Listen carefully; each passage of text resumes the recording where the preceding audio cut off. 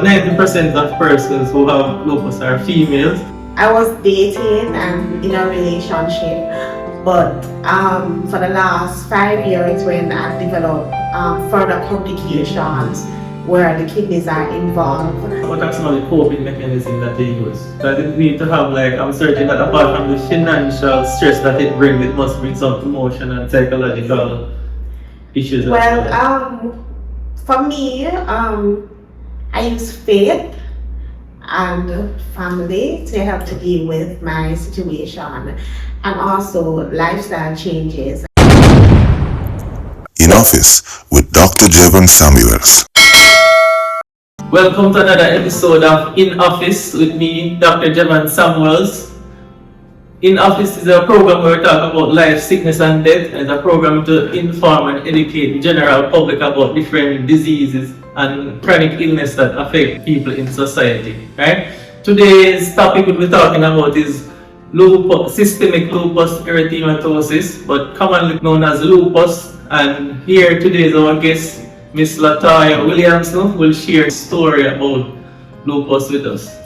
Okay, welcome to the show. Alright, sure. Alright, but before we get into the interview, I just want to give a brief overview of lupus. So lupus is an autoimmune disease in which the immune system, that's the body's defense that normally fights against infections or cancer cells that develop in the body, is fighting against normal body tissues and organs. Alright, so this immune system of your body can basically attack all the organs in your body. So it can be your brain, it can be your eyes, the skin, heart, lung, and kidneys can be affected too, and also the blood. So basically any organ or tissue in your body can be affected by the immune system in persons who have lupus. Right? Some of the early symptoms that persons may have include headaches, joint pains. Some persons may have skin rash, this classic butterfly rash which you have across their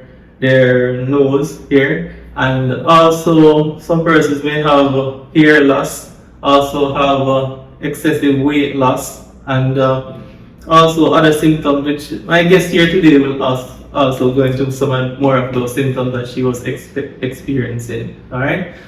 Then currently it's mainly affects female. About 90% of persons who have lupus are females, and it tends to occur in this age group, like the third, fourth decade of your life. So in the 20s, 30s is predominantly when the disease normally start manifest, but it can occur at any age. Sometimes you have neonatal lupus, you can have lupus in infancy, and you can also have it in old age. Alright? So with no further ado, we get into the discussion. So Miss Williamson, right? Right.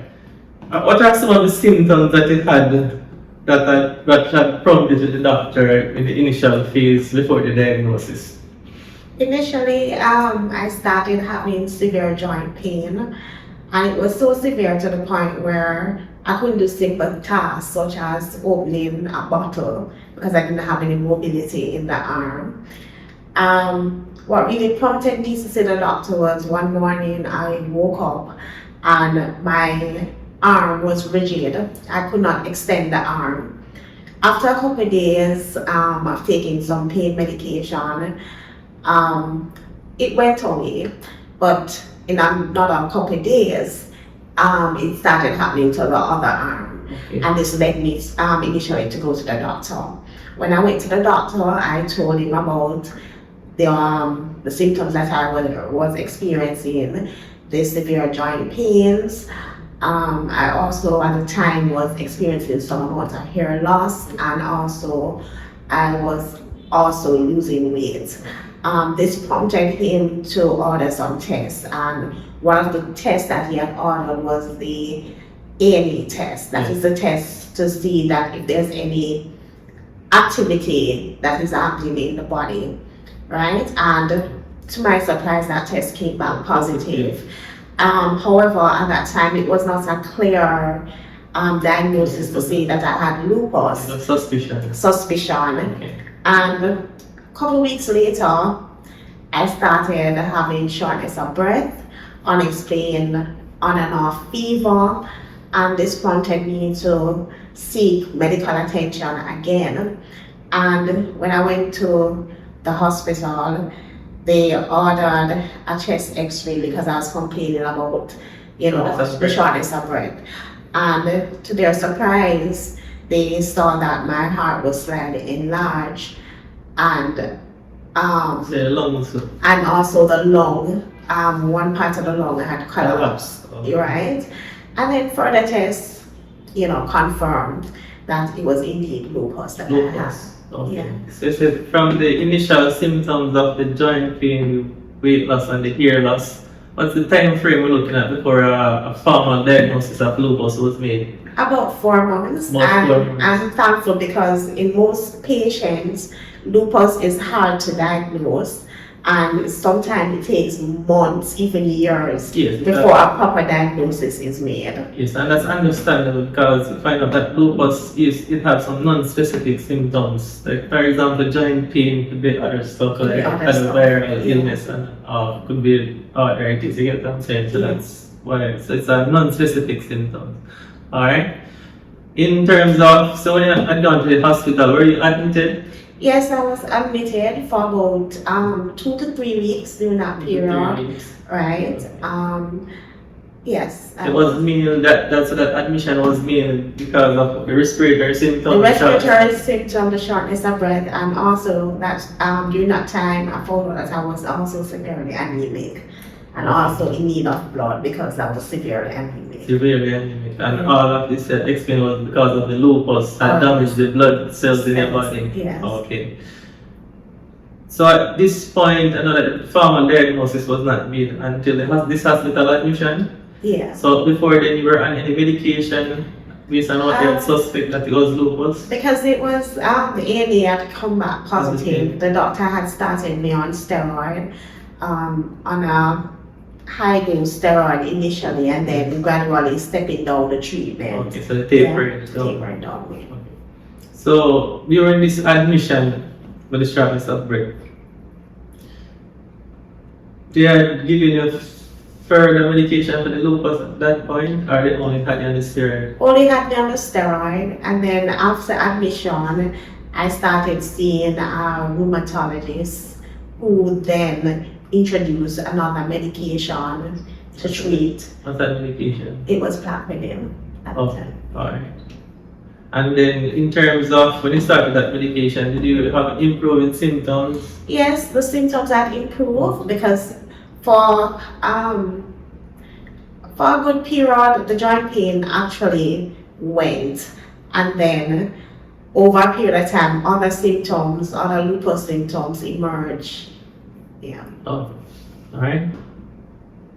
How does it affect like your social life? Because since you're admitted in hospital, you have to be taking medication every day, right? Every day. Yes. You taking medication every day as well as following up with the rheumatologist. And at this time, we were following up privately initially, so that would have been one of the specialists normally charge a consultation fee a little Yeah. pricey. Well, initially, it was a little bit okay for me because initially I just turned a pharmacist, Yes. so I was able to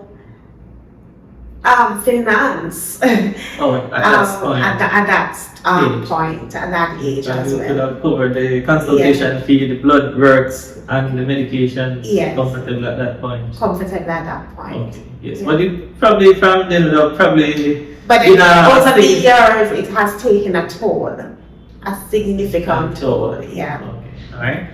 So what would you tell the viewers about how disease, lupus had affected your social life in terms of dating, having a family, and so forth?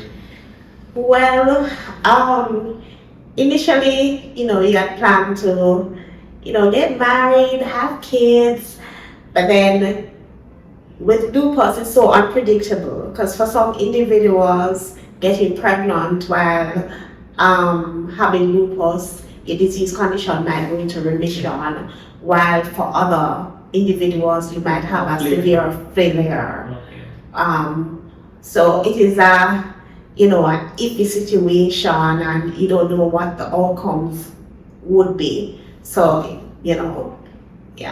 Alright. Are you married?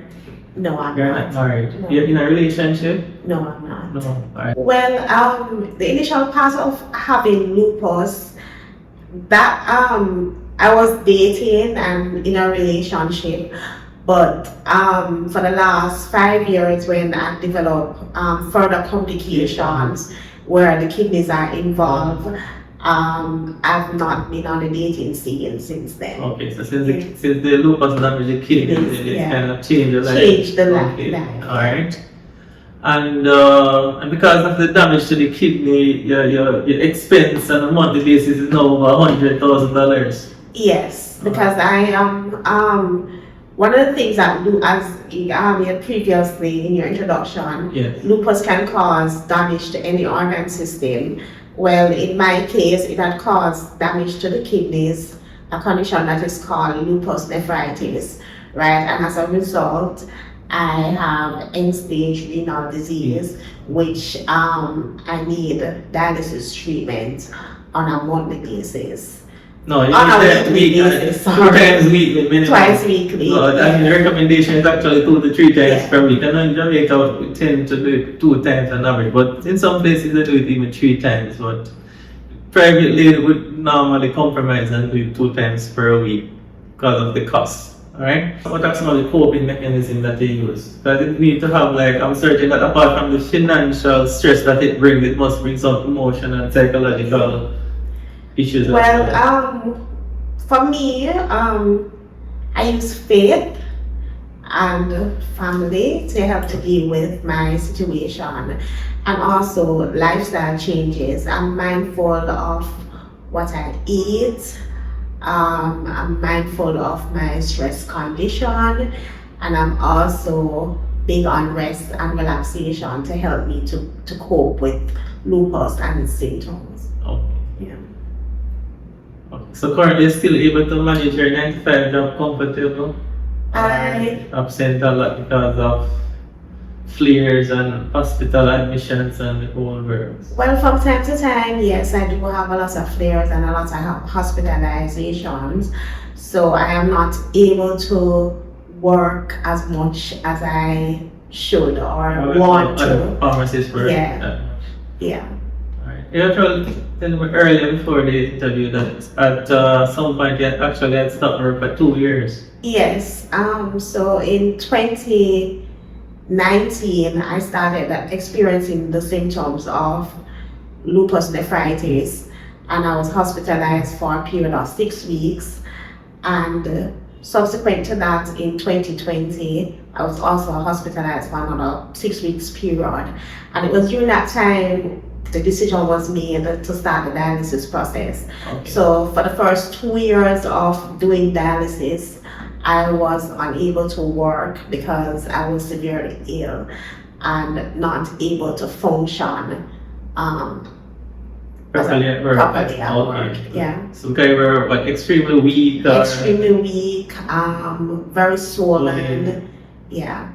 I know that you said the dialysis costs about probably 100,000 plus per month. That's probably some person's salary that 100,000 plus per month. And I know that in terms of the medication, how many different medications are you currently taking?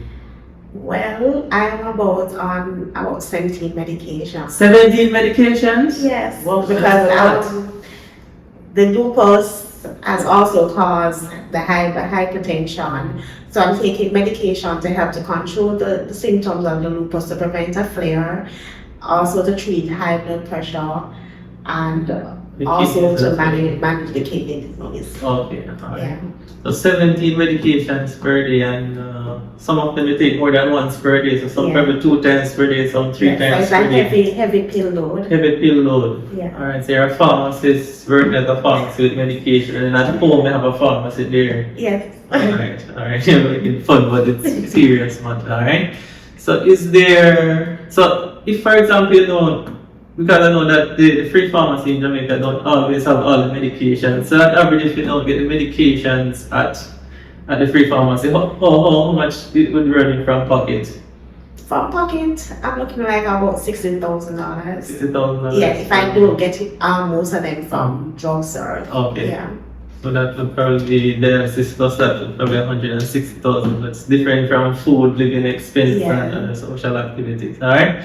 So in terms of any assistance that you would want from the general public. Well, for those who are watching, lupus, there's no cure for lupus, right? But with proper medication and lifestyle changes, can live a long life, and it takes money to care. So I'm appealing to anyone out there who is able to assist in any way to help with my money expenses in terms of for my treatment. Yes. And it would be greatly appreciated. Good. You can make contact with the numbers on the screen or the comment here. Alright? So thanks very much for coming, Miss Thank you very Williamson. much for having Okay, me. good. Alright. We should talk again about some of the other issues that they have, complications from the lupus. So this is basically part one of this series with Miss Williamson because she have a lot of issues going on with her. So I want to continue to talk to her, follow up on her, check up on her, and ensure that she is actually coping well, and also to use her as an example to show other persons that maybe what I call it, lupus warriors, Yes. fighting lupus too, right? So please remember to like, subscribe, share, and leave a comment in the comment section. And until then, we will see you for another episode, and we look forward to having Miss Latoya Williamson for further episodes as well. Alright? Thank you very much. Thanks for Thank coming. you too. You're welcome. Yeah. Be sure to subscribe for more informative content on life, sickness, and death.